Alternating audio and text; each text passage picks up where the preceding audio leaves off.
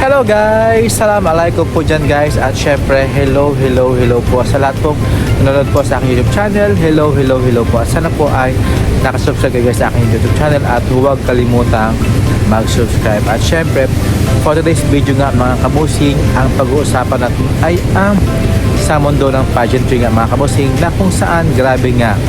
Ngayon is 2026 nga mga kabusing. At syempre, maghanap tayo ng mga candidates na ilaban para sa international pageant at yung mga sasaba kayo mga kabosing sa 2026 na from supranational na si Katrina Ligado mga kabosing.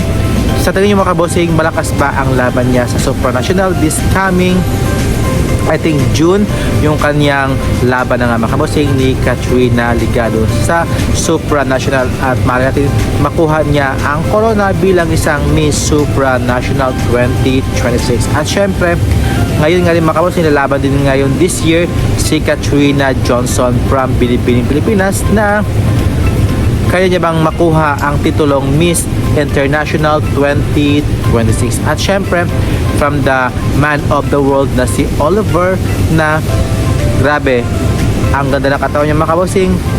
Possible ba na makuha natin ang man of the world 2025 na si Oliver from the Philippines mga kabosing? Welcome sa kanyang body, sobrang galing mga kabosing. At syempre yung si Raven Lansangan na lalaban din this year para sa Manhunt International nga mga kabosing sa bansang Thailand nga. So, ano mga kabosing, malaban din ba si Raven Lansangan para makuha ang Manhunt International 2026?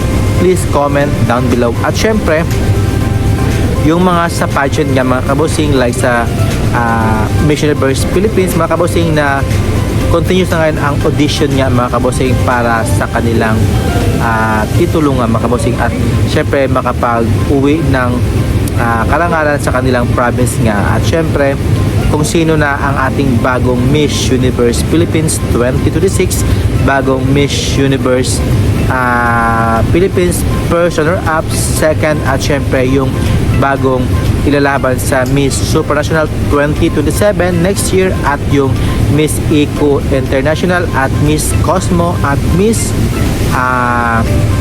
Cosmo at saka Miss Charm nga mga kabosing. So please likes and subscribe nga mga kabosing. So sa tingin mga kabosing, sino kaya ang ating magiging kandidata mga kabosing? At syempre sa Miss Grand nga mga kabosing, nag-aantay pa ako mga kabosing sa ating kung sino ang magiging candidates ng ating Miss Grand Philippines. At sa Miss World nga mga kabosing, sino nga ba ang makapag-uwi ng corona sa Miss World Philippines at ilalaban niya sa international pageants. So, Happy New Year mga kabosing at kapong-kap mga kabosing. At syempre,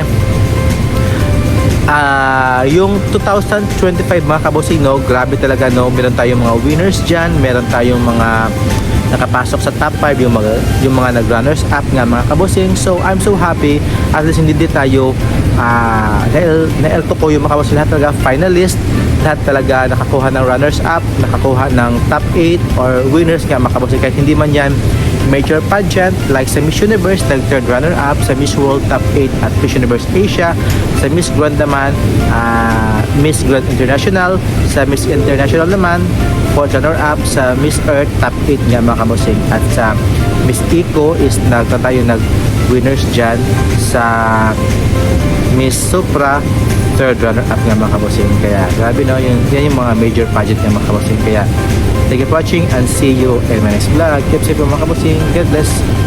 Bye bye. Wow, lamig.